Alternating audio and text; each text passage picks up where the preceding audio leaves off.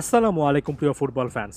UEFA conference লিগে Aston ভিলার জার্সিতে সর্বশেষ ম্যাচে পেনাল্টি সেভে হেরোইকের পরেও কিন্তু এমিলিয়ানো মার্টিনেজ সেমিফাইনালের প্রথম লেগটা খেলতে পারবেন না, যেটা কঠিন একটা অ্যাওয়ে ম্যাচ হবে অলিম্পিয়াকোসের বিপক্ষে অ্যাস্টন ভিলার। এবং এটার পেছনে স্পষ্ট কারণ কিন্তু এটাই যে কোয়ার্টার ফাইনালের দুই লেগ মিলিয়ে 3টা কার্ড কনসিড করার কারণে অ্যাস্টন ভিলার এই গোলকিপার শেষ পর্যন্ত সেমিফাইনালে সাসপেন্ডেড হয়েছে। এটা তার সেলিব্রেশনের সঙ্গে কোনোভাবে সম্পর্কিত নয়। আবার অনেকে ভুল মনে করছেন যে ডাবল ইয়েলো কার্ড দেখার পরও কেন তিনি রেড কার্ড কোয়ার্টার ফাইনালের সেকেন্ড লেগে দেখলেন না। কারণটা একেবারে স্পষ্ট, 120 মিনিটের পরে আপনাকে যখন কার্ড দেওয়া হয় তখন সেটা আসলে ওই ম্যাচের হিসেবে আর আসে না, অর্থাৎ 120 মিনিটের হিসেবে আসে না, তখন সেটা ইন্ডিভিজুয়াল একটা কার্ড হিসেবে কাউন্ট হয়। তবে সব মিলিয়ে দুই লেগে তিনি 3টা কার্ড দেখেছেন। কম্পিটিশনটাতে তার কার্ড দেখার ট্যালিটা 3-এ পৌঁছেছে এবং বাই লস অনুযায়ী তিনি এই কারণে সাসপেন্ডেড হচ্ছেন, স্বাভাবিক একটা নিয়ম। তবে আমি মূলত এই বিষয়টা নিয়ে আলোচনা করতে চাচ্ছি না। আমি মূলত যে বিষয়টা নিয়ে আলোচনা করতে চাই সেটা হচ্ছে এমি মার্টিনেজ এভাবে পেনাল্টির পর পেনাল্টি সেভ করেন এবং তারপরে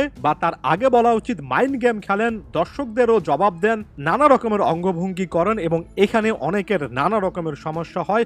আসলে এখানে সমস্যার জায়গাটা কি? প্রথমত এই জিনিসটা বুঝতে হবে, এটা এমি মার্টিনেজের নিজস্ব একটা ট্যাকটিক্স, তার একটা স্ট্র্যাটেজি। তিনি প্রতিপক্ষ প্লেয়ারের উপর চাপ তৈরি করার চেষ্টা করেন, যে কারণে তার সঙ্গে কথাবার্তা বলেন, অনেক সময় মাইন্ড গেম খেলেন, অনেক সময় নষ্ট করার চেষ্টা করেন। এবং এই টাইপের জিনিসপত্র তিনি এর আগে বিশ্বকাপেও করেছেন, কোপা আমেরিকার সময়ও করেছেন। ফিফা তারপরে আইনে একটা পরিবর্তন এনেছে এবং এই জিনিসগুলো এখন কিন্তু গোলকিপারে এতটা ওপেনলি করতে পারেন না, কিংবা তারা কিন্তু কার্ড দেখছেন, সেটা শাস্তি পাচ্ছেন। অর্থাৎ এমি মার্টিনেজ যে ডিলেগুলো করছেন, যে মাইন্ড গেমগুলো খেলছেন, সেটা একটু থেকে এদিক সেদিক হলে তিনি কিন্তু আসলে কার্ড দেখছেন, সাসপেনশনের মুখে পড়ছেন। আমার কথা হচ্ছে তাহলে সমস্যা কি? একটা প্লেয়ার জানেন যে এমন টাইপের কাজ করলে তাকে সাসপেন্ড হতে হবে বা তাকে কার্ড দেখতে হবে, তারপরও তিনি ওই জিনিসটা করছেন কারণ তার দলকে সেভ করার জন্য, প্রতিপক্ষ প্লেয়ারের উপর চাপ তৈরি করার জন্য। ব্যাপারটা তো আসলে ওখানেই শেষ হওয়া উচিত। তারপর এখানে এক্সপার্ট ওপিনিয়ন অনেক তথাকথিত ফুটবল পণ্ডিতদেরকে বলতে দেখি, মিডিয়ার সামনে বলতে দেখি এমির এই আচরণগুলো বন্ধ করা উচিত, তারা নাকি একেবারে মেনে নিতেই পারছেন না। ব্যাপারটা এভাবে চিন্তা করে দেখুন, একজন ডিফেন্ডার জানেন যে এমন টাইপের একটা ফাউল করলে তিনি একটা ইয়েলো কার্ড দেখবেন, তারপরও দলের জন্য অনেক সময় তো ডিফেন্ডাররা রিস্ক নিয়ে ফাউল করেন, তার শাস্তিতে তারা পেয়ে যান। তারপর সেটা নিয়ে কি আর আলোচনা হয় যে অমুক ডিফেন্ডার এভাবে ফাউল করেছেন, এটা খেলার পরিপন্থী এবং এই জিনিসটা করা উচিত নয়, দেখতে খুব বাজে লেগেছে? তাহলে একজন গোলকিপার যখন তার দলকে সেভ করার জন্য নানা রকমের ট্যাকটিক্স অ্যাপ্লাই করেন, প্রতিপক্ষ প্লেয়ার উপর প্রেসার তৈরি করার চেষ্টা করেন, সেটার বিনিময়ে যখন কার্ডও দেখেন, তখন কেন আপত্তির জায়গা থাকে? একেবারে ক্লিয়ারলি বলতে চাই, আপত্তির জায়গা একটাই, সেটা হচ্ছে এমি মার্টিনেজের এই সাকসেস অনেকেই মেনে নিতে পারছেন না। বিশেষ করে যারা পরাজিত হচ্ছেন তাদের জন্য এটা মেনে নেওয়াটা একেবারে খারাপ হচ্ছে। এখন প্রতিপক্ষ ফ্যানদের সঙ্গে তার রিয়াকশনের কথা ধরি। এর আগে ফ্রান্সে বিশ্বকাপের পর এমন সেলিব্রেশনের কারণে বিতর্কিত হয়েছিলেন। এবার ফ্রান্সের একটা দলের বিপক্ষে পেনাল্টি সেভ করে দর্শকদেরকে চুপ থাকতে বললেন, সেটার জন্য সমালোচিত হয়েছেন। এখন আমার কথা হচ্ছে, একজন গোলকিপার যখন ওই বলগুলো সেভ করতে যান, পেছন থেকে দর্শকরা আসলে কি ভাষায় কথা বলেন সেটার ব্যাপারে আপনাদের কোনো আইডিয়া আছে?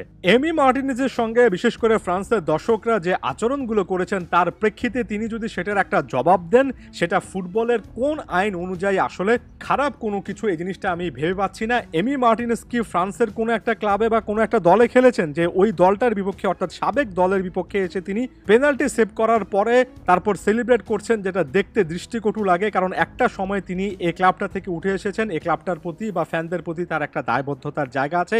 এমির ক্ষেত্রে কিন্তু ব্যাপারটা এমন নয়, কোনো রকমের দায়বদ্ধতা নেই, বরঞ্চ তাকে যখন উত্ত্যক্ত করা হয় সেটা জবাব হিসেবে এমি মার্টিনেজ মাঠের পারফরমেন্সের পরে এমন টাইপের ইশারা করে এই জিনিসটা দিতেই পারেন।